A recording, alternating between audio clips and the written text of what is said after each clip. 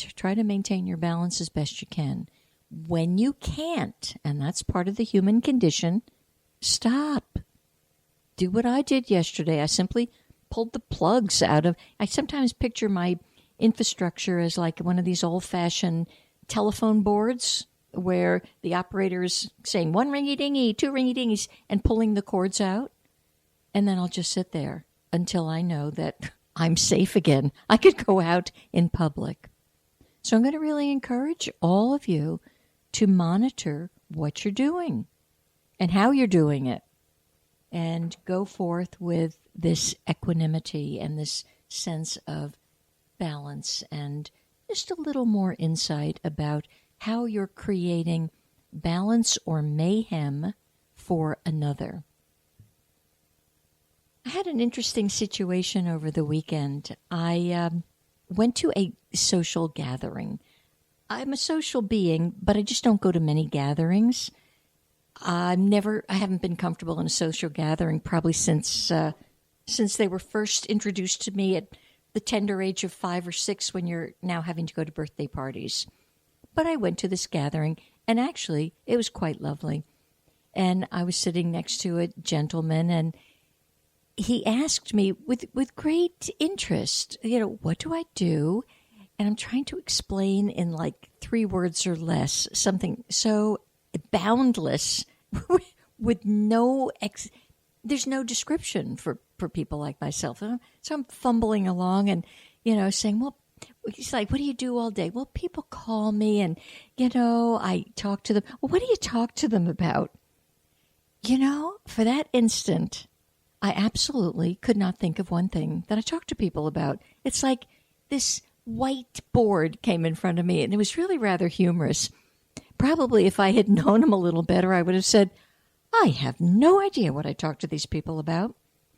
But if he's listening, hello, I will tell you some of the things that have occurred since that I thought, well, that's what I talk about. So one of the things was, for example, dear friend who's gone through many surgeries. I've mentioned her before on the air. She phoned yesterday, and she too was having a very challenging day with the healing process. And the fact that this isn't quite going the way it should, and this is taking too long, and I can't walk the dog, and I can't do this. And so what we spoke of was the simplicity of healing takes time. And you have to honor that. And you have to allow it.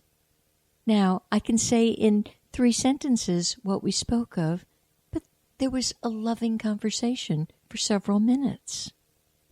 And then another conversation, which actually this gal called me early this morning with, here was her first words out of her mouth, and we've all put them out of our mouth. Arr! We've all been there at this season, probably more than we'd like to be there. And the was about an in-law who landed on her doorstep at 10 o'clock last night. By that time, an in-law is no longer an in-law in my book. They're an outlaw. Nobody gets to land on your doorstep unannounced at 10 o'clock at night. So this gal was, what do we do? How do I handle this? And all of a sudden, I realized that I had given years ago such a wonderful remedy for us to forgive one another, because she needed to come pretty promptly to forgiving this mother-in-law. It was a mother-in-law. I'm so careful. But to forgive the mother-in-law, because atrocities have gone on and on and on, year in and year out, with carelessness and thoughtlessness and lack of respect toward the person who's now got the mother-in-law on her doorstep. And so where do you go with that in a conversation? And it dawned on me something I had actually pulled up yesterday in a situation that was as tricky as this, with somebody who's pushed your buttons once too often, and you're out of sorts with it, and you really want to kind of shake them by the shoulders and push them away and say, stop. But it's not appropriate.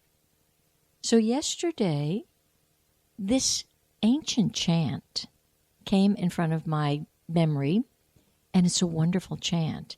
And yesterday, I could chant it a few times, but by the time the encounter came that I was not looking forward to, everything was peaceful, happy. We were at one. I was like, wow, that works.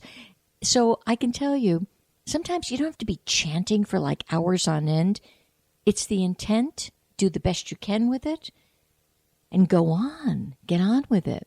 So this is the chant, and it is, I will speak it slowly, and then I'll actually spell it for you, because it's one of these chants that takes poison, and it's an alchemy, and it changes the poison into light or something palpable, swallowable. So it's a wonderful chant. And here it is. Nam Myoho Renge Kyo. Nam Myoho Renge Kyo. And once more. Nam Myoho Renge Kyo. So here's how you spell it. And I think it's the real spelling, actually. It's not phonetic. N is in Nancy, A for apple, M for Mary. That's the first word. Hyphen. M for Mary, Y, O-H-O, and that's pronounced Mio, dash, Renge, R-E-N-G-E, R-E-N-G-E, dash, K-Y-O, K-Y-O. If any of you didn't catch it, well then you either have to call in at 321-806-3159 or email me, purpleportal777@gmail.com, and I will send it to you. But it's pretty darn powerful, and it transforms. Here's what it's laced, if you will, or it's encoded with the capacity to transform any suffering.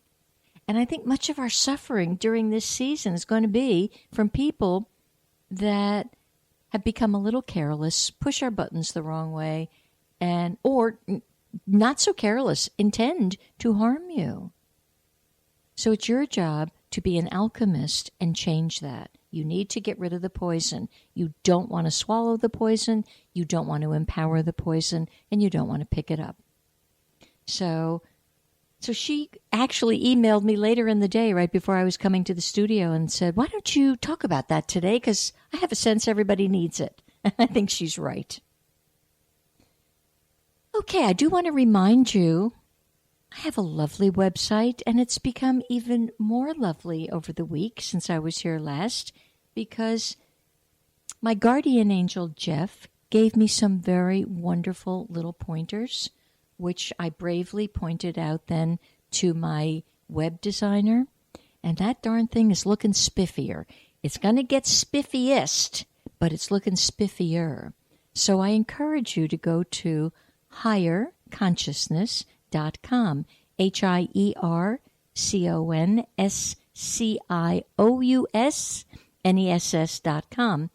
Reason being, I have on that website my menu of services for things that I'm doing right now. And they are happy, delightful things that either you gift yourself, or you gift a friend, or you gift an enemy, or a sibling. But the angel messages are described on that website, as are other services that I offer. And one particular service that I have this year is because I'm a numerologist. I was offering to those who have done some inner work, kind of a bumped up, deeper look, going into the energy field of the numbers. And this gal and I spent some quality time together as she had a consultation on Sunday.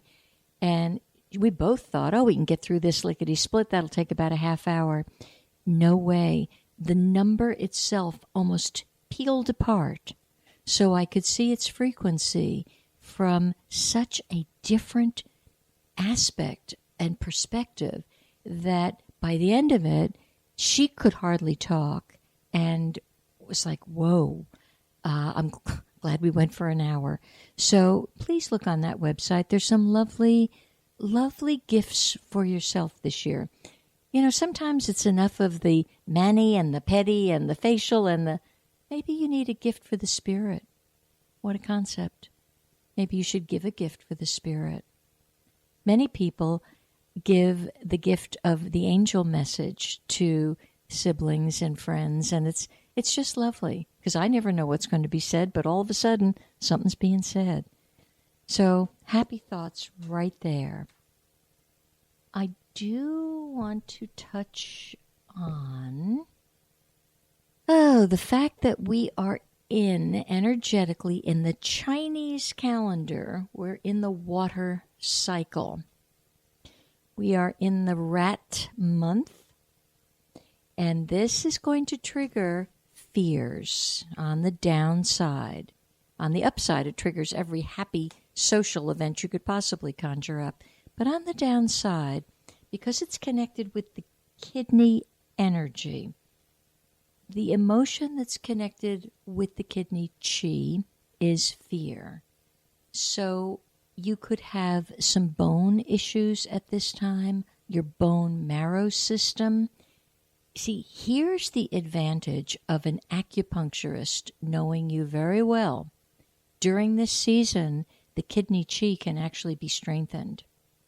Some of the very, very few, but some of the excellent Chinese masters, they won't treat a certain disease out of its season because they don't feel it has as much power. The kidney has to do with the regenerative system, your ability to regenerate things. You can regenerate your nervous system, your digestive system. That's your job. See, I don't understand. I think this is why I don't socialize a lot. I don't see people have time to do that. It's your job to take care of your temple correctly and live in such a way that people benefit from it, that they can stand up a little straighter because you're in their energy field. This cycle of kidney, it is not only is the regenerative system, it's the reproductive system.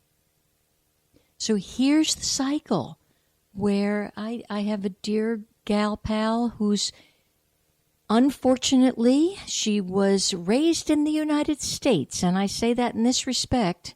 She was fed Gardasil as a teenager, and now she's having a great difficulty getting pregnant.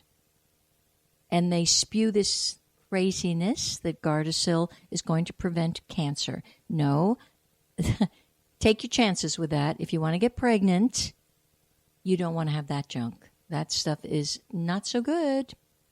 So this indeed would be the ideal time for this gal to actually go get some help for the reproductive system. And I don't necessarily mean, go the whole pathway of this $100,000 routine. No, get some good energy work and see if that system can't be pulled up correctly. And, for those of you gals out there, you know darn well, if you're trying to get pregnant and you can't, well, then the next thing that's going to come in is fear. The fear will eclipse the I can't to I'll never. And then there's a desperation and such a deep woundedness and pain. And I believe, personally, all this can be adjusted and amended in a way that will help you. The kidney chi is also the primal life energy. So when you've got too much fear, you're actually shorting out your life force, your life energy. So you will feel like you're dragging all month.